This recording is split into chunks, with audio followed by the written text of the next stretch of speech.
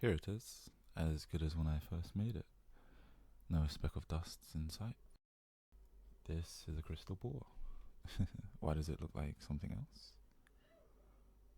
The test that measures your magical potential, remember? That's right, I want to test it right now. You see, I've been curious ever since we started dating, but if you aren't ready yet, then I guess we can wait. You're curious too? Then what are we waiting for? Come, take a seat. Now, before we begin, I'm going to explain the basics of magic. That way, you won't be too confused or surprised if you cast magic. So anyway, magic is an energy that flows all around us. It can manipulate the world, for example, by turning lead into gold. Now normally, this energy is practically zero. It has no effect on the world. However, living creatures can attract this energy and influence it, such as you and I. This is how we cast spells. We draw a certain amount of magic into us and release it at the correct frequency to do what we want to do with it. It is difficult to learn the correct frequency for a new spell. However, once you know it, it becomes quite easy to do again, repeatedly. And luckily for you, you have a brilliant partner that could teach you a countless amount of spells. Is it confusing?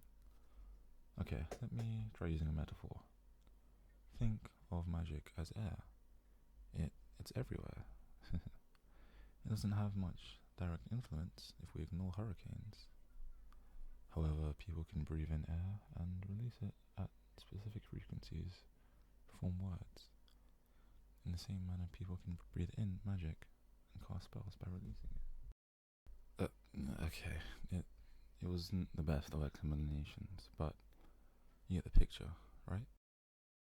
Oh, good. Then we can continue to the test.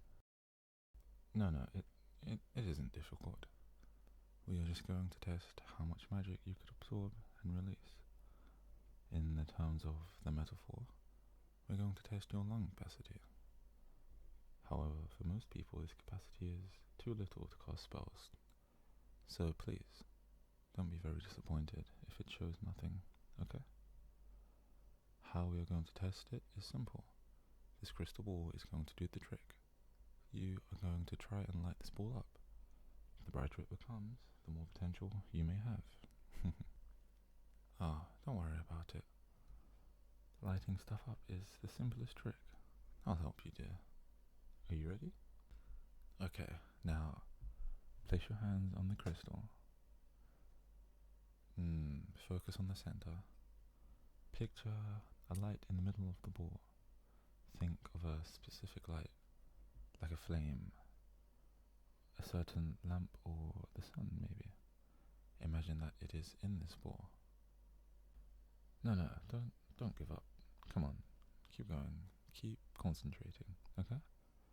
You have to think of it as real, and then, well, it will become real. Now, imagine the ball is shining. Force it to shine, I guess. Make it light up by thinking of it as like lighting up. Understand? Oh, it's beginning. Excellent. You're doing it, honey. You're casting magic. Now imagine it's growing. Imagine the light expanding. Yes, that's it. Just keep going, honey. You can do it. Don't stop. Make it as bright as possible. Think of the brightest star and imagine this crystal being that star. Oh, my head. Didn't see that coming. I didn't think the light would literally be blinding. Whoa, hey, stop flailing around, dear. It's fine. I'll fix it in a moment, okay? But first I have to restore my own sight. All better. Your turn next, dear. There. Can you see again, honey? Alright, good. Now, do you please sit back down again? Look, you look quite shaken.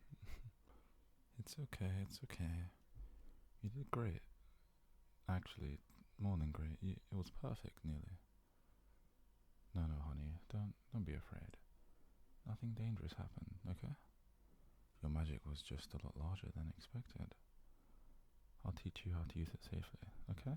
So, please, dear, please don't be scared. Are you asking what just happened? Well, sweetheart, you see, you casted magic, and not even a little. You created enough light to even blind us. I may have been a little too pushy, so I'll say that's my fault.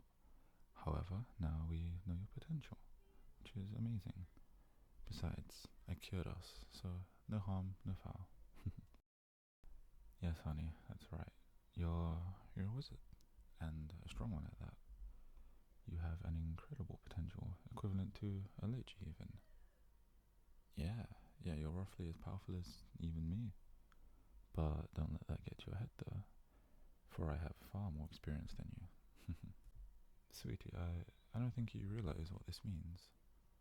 Well, it means you can do all the magic I can, and you even have someone to teach you. You don't know what to learn first? Well, how about becoming a lich? Yeah, I remember. I'd said very few people could become mages, and well, even fewer liches, to be honest. But honey, you won the magical lottery, so to speak. You are the one in a billion that can turn into a lich, and you don't know how glad I am because of it. Of course, I'd want that for you, baby. You're my love, and I want to spend forever with you. You'll make a great lich, I'm sure of it.